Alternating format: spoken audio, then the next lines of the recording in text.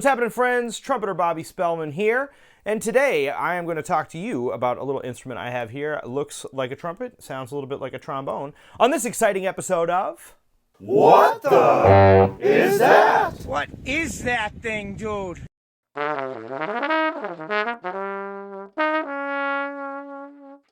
Alright, so what the is this thing? Well, this is a Conn Victor 34B alto trumpet. Now, this is a rarity. Even when I looked up some information on this, it's hard to find a lot of information on this because there aren't very many of these. The alto trumpet is pitched in E flat, which means that the fundamental pitch is a sixth below middle C, which puts the instrument in the range almost exactly in between a trumpet and a trombone. Now, this particular instrument was made by the Conn Company in Elkhart, Indiana, and Conn made alto trumpets officially. They officially manufactured them from about 1961 to 1969. However, there are a couple of instruments like this floating around from as early as 1957, which apparently were built specifically for the Indiana University Marching Band. Now, I looked it up, and this serial number on this instrument dates it back to about 1957, which means that this might have been one of the instruments that was built for the Indiana University Marching Band by Conn, somewhat custom. Now, it's an interesting little instrument. I found this a couple years ago because my good friend Tyler Birchfield, who's a saxophone teacher here at the Ridgewood School of Music, he often will look on the internet for various oddities and interesting instruments, and unfortunately I got caught up in the tidal wave of gear acquisition syndrome, and I picked up this horn, but I'm glad that I did because it's a very interesting instrument. I first heard of an instrument like this from the cornetist Stephen Haynes, who's a great cornetist. He often plays an instrument called a solo alto, which is basically like an E-flat cornet, low E-flat alto cornet. So I knew that these kinds of instruments existed, but I was lucky to stumble upon one of these.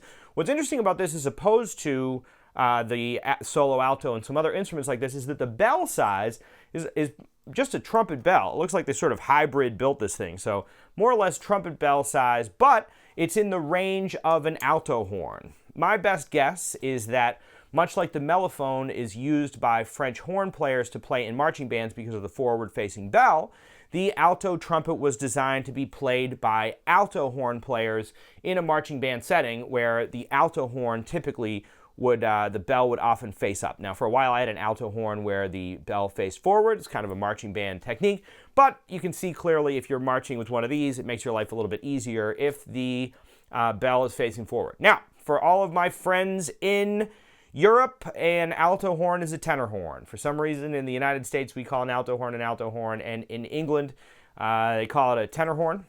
Whatever you want to call it, both of them are pitched in E-flat. I've also heard that there are alto trumpets pitched in F, but this one is indeed pitched in E-flat. Now, not a lot of people call me to play this thing, but I do have, I'm a little jealous of people like my wife who are woodwind doublers, who can pick up a bunch of different instruments and play them.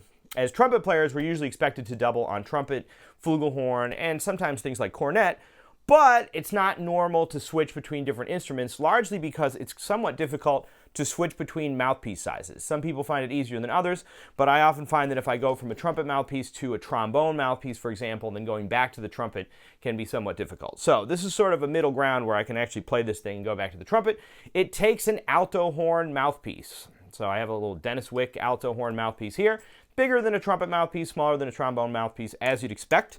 The instrument is a standard range of a trumpet, except it's a fifth lower. So your low note, fundamental low C, is really a low E-flat. And just like a trumpet, you can go down a tritone from there. It takes you down to a low A. Now, the low range of this instrument is pretty slippery, and I think one of the reasons for that is because it's got a standard-sized trumpet bell. Most other low brass instruments would have a larger bell, which, if you've seen my trumpet physics video, it would stand to reason that the larger bell would allow for more reflection of the sound waves back into the trumpet. So for that reason, the very low register on this instrument is a little slippery.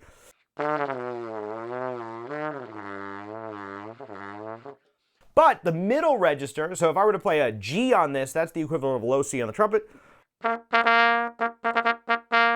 And that's got a big, robust sound. So this is a pretty fun instrument to play because it sounds so different than the standard trumpet, even if you're playing sort of in the low trumpet range.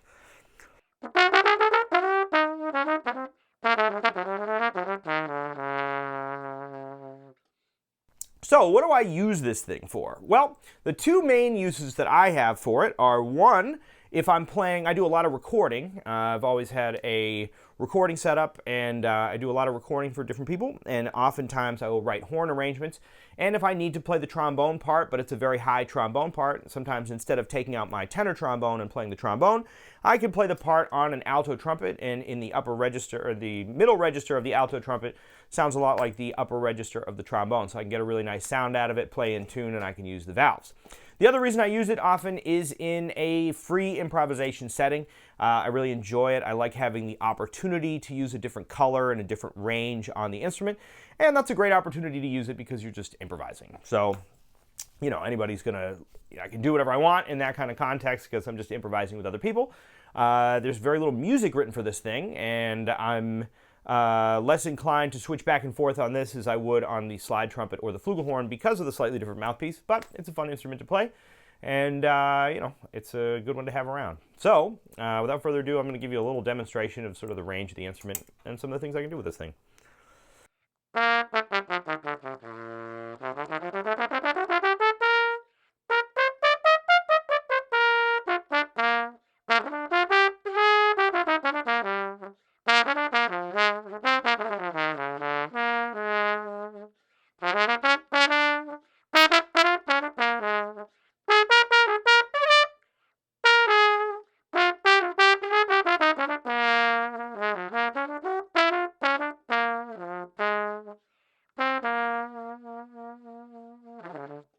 All right, so there you have it. That's the sound of the alto trumpet in the various different registers. Once again, it's got a really big, thick, creamy, dark middle register. The low register is a little slippery, and the upper register is pretty powerful. You can really put that thing into fifth gear.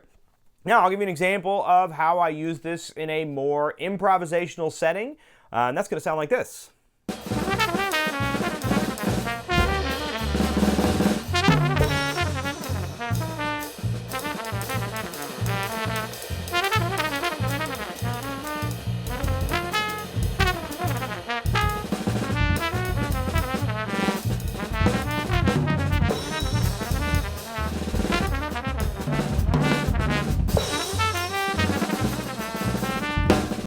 All right, gang, and there you have it. Another brass oddity, the Conn Victor 34B E-flat alto trumpet.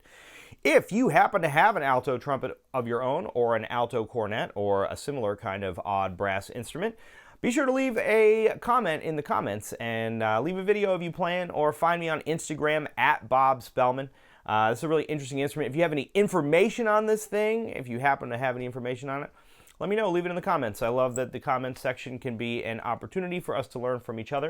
And this is such a weird little rare instrument that it's fun to find other people who play it. All right, gang, if you like that video, give us a like and subscribe to the channel. And if you would like to support the creation of new videos like this one, you can find us on our Patreon at patreon.com/Ridgewood School of Music. All right, gang, have a wonderful time practicing and amassing your own little collection of odd brass instruments. And I'll catch you on the next one. See ya.